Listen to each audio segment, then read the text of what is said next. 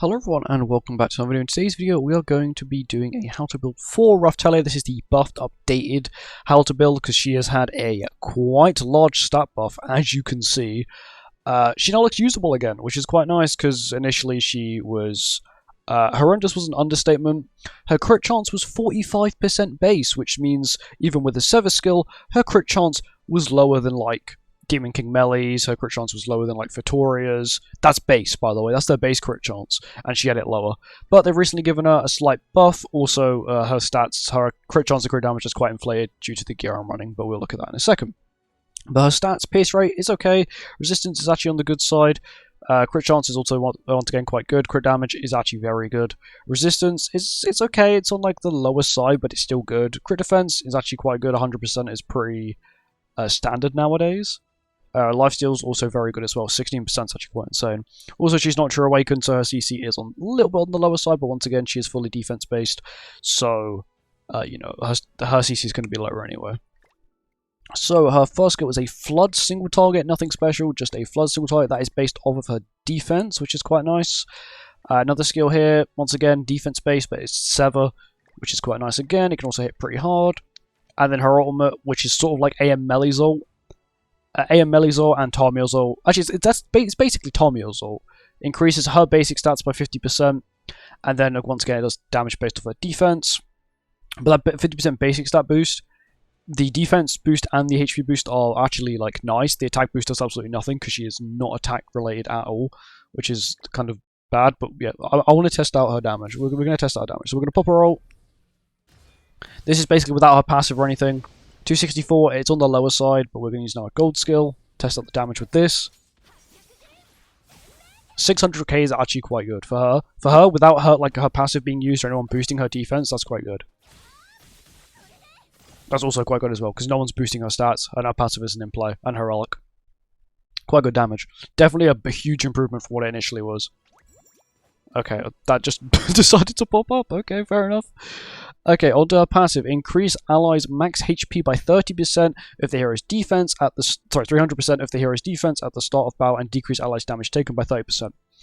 So before the buff, they had to be blue characters, but now they've removed the restriction. This is the first time they've ever removed a restriction off a passive, and it's actually made the character better. They've actually taken something off of the character's kit, and it's made the character better. Because so now, she just provides your entire team with a little bit extra HP and 30% damage reduction. No, there's no clause to it.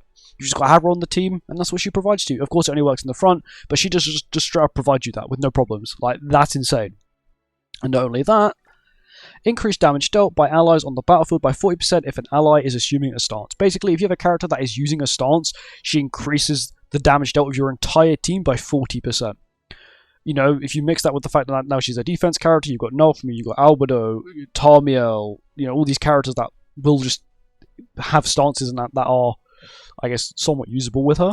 It's quite good. And the fact that she no longer has restrictions means that she can actually be used on more teams. You know, she's not just going to be stuck to, like, blue stance characters. You know, she can work with, like, she could technically work with Queen Diana, then your entire team gets a 70% boost, because Diane with Relic gives you 30%, and then of course Raphtalia is giving you 40%, so you could have one really insane DPS. And plus she gives you damage reduction, which means not only are you getting a 70% increase of damage, not only are you getting a 70% damage increase, you're actually getting 70% damage reduction, because Diane's Taunt gives you 40% damage reduction, and Raphtalia gives you 30%. So you could actually run some insane teams, which I might actually try out. I really want to try her out with some good teams. That's actually giving me ideas. Okay, so her ultimate, the buff doesn't scale, but the actual damage does. At 6/6, her ult is actually quite good. Of course, even though the multiplier isn't that big of a difference, but you know, it still does make quite a big difference, really. Outfits-wise, you got these two paid ones, which I don't have, but yeah, overall, of course, the weapons, do not level up the weapons. The weapons, the only reason you want to level them up is if you want CC, because she is crit. She is like basically a HP and defense based. The attack means nothing apart from CC. You got her relic, which actually doesn't give her much stats. If you compare it to like Naofumi's, which gives like 700 defense, she's defense based. She only gets 200. She only gets a little bit more defense than she does attack. She does get a lot of HP though, which sort of makes me feel like she was designed to be a support character. I'll go on to her gear.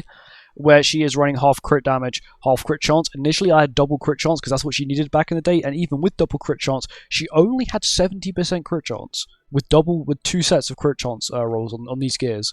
She had like 40% extra crit chance. But now, it was a little bit overkill, so I actually changed it to half crit chance, half crit damage, and that's what she's out with.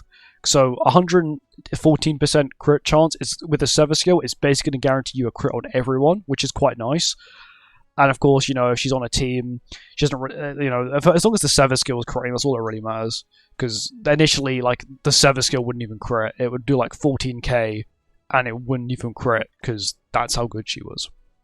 So this is like a huge improvement. Of course, once again, defense, HP, because, she wants more HP, she wants more defense to get more HP to her allies, and then of course she wants these rolls up here so she can actually deal damage herself. Running attack isn't really worth it because you will just only get CC, you don't actually gain anything out of it because she is fully defense based. But apart from that, she's actually not too bad of a character. Of course, she is free, so if you want to build her, go for it. You can chuck her on a stance team, give her a try. She might be really good for Hero Arena, of course. No, not Hero Arena. Chaos Mode, of course, Chaos Mode has just ended.